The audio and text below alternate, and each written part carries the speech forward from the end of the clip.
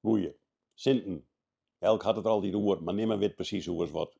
Ja, steeds kon je minstens 1 keer per jaar een reportage zien hoe ze in Enschede uw geld aan het prinsen wienen. Dat schokt nooit meer. En ik heb nooit meer geld in de boezem. Maar goed, wel een kaartje en daar kan ik alles op krijgen. De provincie Friesland die houden vorig jaar 40 miljoen euro oer. Niemand had dat geld ooit zien. Het is er ik net. Ze hadden van 40 miljoen minder hadden pas gebruikt als dat ze tocht hielden. En wat ze in 2022 nog meer tochten, dat weet wel lang niet meer. Maar nou het gevaar daarvan. Want het geld hebben ze net uitjongen om alles goed te regelen met de milieuvergunnings. Dat hebben wij voor het oren net merken, want we lezen altijd deilers met oer over het milieu. Maar de provincie had dus blijkbaar net alles dienen om te zorgen dat het goed gaat met het milieu hier.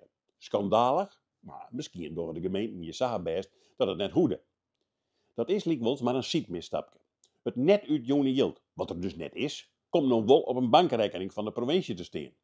Daar staat op reserves van Friesland. Dan denk je eens morgen, dat is mooi, dan hebben we nog wat voor als het letter nedig is.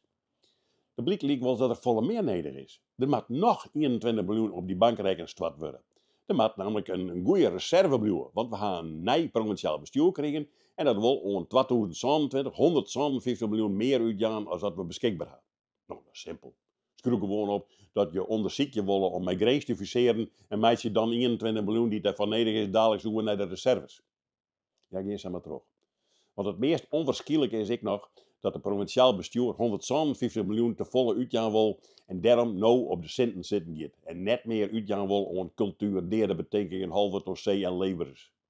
En dat zijn ook de zaken die het meesten wel begrijpen.